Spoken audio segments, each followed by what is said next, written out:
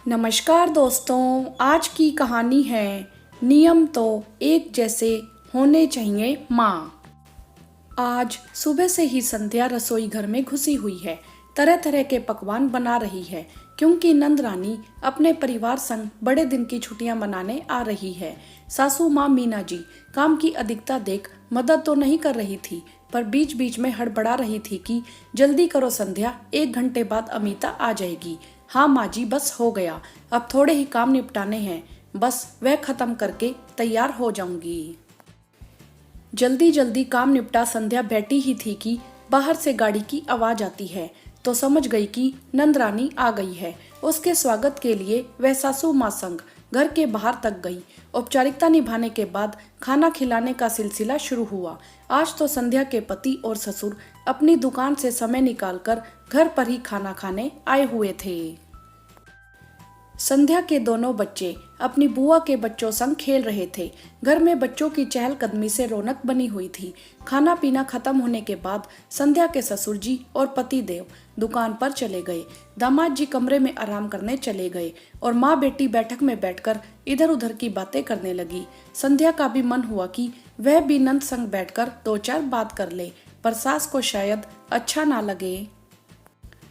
यह सोचकर वह भी अपने कमरे में आराम करने चली गई। बिस्तर पर लेटे लेटे वो सोचने लगी, आज पूरे 2 साल हो गए हैं मुझे मायके गए हुए। माँ हर हफ्ते फोन करती है, बेटी 1 सप्ताह के लिए तो आ जाओ, तो कभी कहती है 1 दिन के लिए आ जाओ। बच्चों को देखने का बड़ा मन करता है, मेरा भी बड़ा मन करता है अपने माँ पापा से ढेर सारी बातें करने का। आज ही माँ ने बोला कि आजकल पापा की तबीयत ठीक नहीं रहती, उनका भी मन है तुझे और बच्चों को देखने का, थोड़ा समय निकाल कर आजा बेटी। पर सासू माँ नहीं मानेंगी। अमीता भी छुट्टियों में सह परिवार आ रही है। संध्या ने कहा, हाँ अब तुम्हारे पास समय कहाँ है अपने बूढ़े माँ बाप के लिए। रमी रह तू अपनी गृहस्थी में, वह तो अच्छा है व्हाट्सएप का, जो तुझे और बच्चों को देखते हुए बात हो जाती है, वरना पता नहीं हम इतने दिन कैसे रहते। माँ की बात सुन संध्या थोड़ी उदास हो गई। जब भी नंद छुट्टियों में आती है तो उसे भी लगता है कि क्यों ना वो भी छुट्टियों में अपने बच्चों को लेकर अपने मायके चली जाए। ऐसा नहीं था कि संध्या मायके जाने की कोशिश नहीं करती, बार बार पति से भी जाने को कहती, पर उसकी अनुपस्थिति में घर कौन संभालेगा, ऐसा बोल सब मना कर देते। संध्या मन महसूस कर रह जाती, क्योंकि घर के कामों के कारण उसे कहीं भी बाहर जाने का मौका नहीं मिलता। रिश्ते नाते में कोई भी फंक्शन होता तो वहाँ भी सासू माँ ही अपनी हाजिरी लगाने जाती थी। संध्या अब थक गई थी, उसे भी रोजमर्रा के जीवन से थोड़ा सुकून चाहिए था। संध्या ने आज आराम करते हुए सोचा कि क्यों ना नंद रानी की मौजूदगी में अपने मायके हो आऊं। अमीता रहेगी तो सासू माँ को मदद हो जाएगी और बच्चों के साथ उनका मन भी लगा रहेगा। नंद के पति दिल्ली में नौकरी करते हैं, इसीलिए वो पति और बच्चों के साथ दिल्ली में रहती है और उनके बच्चों की जब भी छुट्टियां पड़ती हैं वह यहाँ आ जाती है। नंद का ससुराल गांव में है, इसीलिए ससुराल नहीं जाना चाहती, बस दिल्ली लौटने से पहले 2 दिन के लिए जाती और वापस आ जाती। पति को भी अपने माता पिता के साथ ज्यादा दिनों तक नहीं रहने देती।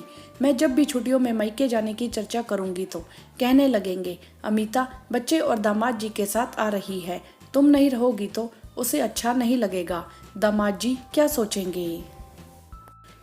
मैं जब भी सासू माँ से मायके जाने का जिक्र करती हूँ तो वह मुझे ही समझाने लगती, कैसे जाओगी संध्या, तुम्हें पता है ना घर में कितने काम हैं, इतना बड़ा घर है, ऊपर से अरुण और तुम्हारे ससुर जी दिन भर दुकान में लगे रहते हैं, उनका भी समय पर खाना पीना होना चाहिए, और मेरी बूढ़ी हड्डियों में अब इतनी ताकत नहीं है कि यह सब काम मैं संभाल लूँ। यह सब सोचते सोचते कब संध्या की आंख लग गई पता ही नहीं चला। जब नींद खुली तो उसे लगा आज बहुत देर हो गई है। हड़बड़ा कर रसोई घर की तरफ जाने लगी तो देखा सास बेटी और दामाद के साथ बैठकर चाय पी रही थी। संध्या ने सोचा चलो अच्छा है, कुछ तो सासू माँ ने अकेले करने का सोचा।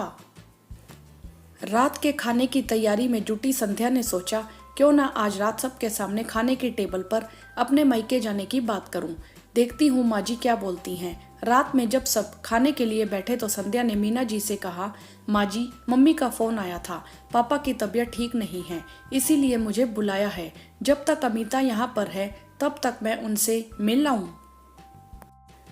सब चुप हो गए और संध्या के पति ने बोला, हाँ संध्या, क्यों नहीं, तुम कल ही निकल जाओ मायके के लिए। दुकान में अभी काम ज्यादा ना होता तो मैं भी तुम्हारे साथ चलता। बेटे के मुंह से ऐसी बातें सुन मीना जी से रहा नहीं गया।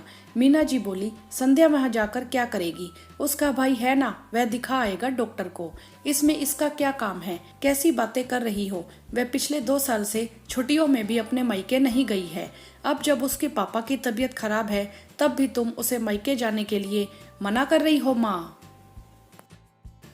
हाँ तो इसमें कौन सी बड़ी बात हो गई? छुट्टियों में नहीं गई मायके में तो कौन सा पहाड़ टूट गया?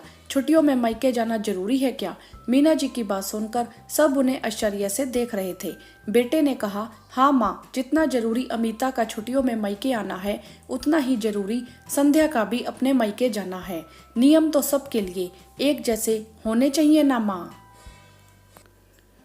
पति को अपने लिए बोलता देख रसोई में खड़ी संध्या की आंखों से आंसू निकल पड़े और दिल में अपने मम्मी पापा से मिलने की खुशी चेहरे से झलक रही थी। हाँ तो दोस्तों, कहानी में आपने देखा कि बेटी का मायके आना जरूरी है लेकिन बहू का नहीं। ऐसा क्यों? बहू और बेटी के लिए नियम तो एक जैसे होने चाहिए या नहीं? आपकी इस विषय में क्या राय है? आप हमें कमेंट करके जरूर बताएं। वीडियो को लाइक करें, अपने फ्रेंड्स और फैमिली के बीच शेयर करें और चैनल को सब्सक्राइब भी करें। धन्यवाद।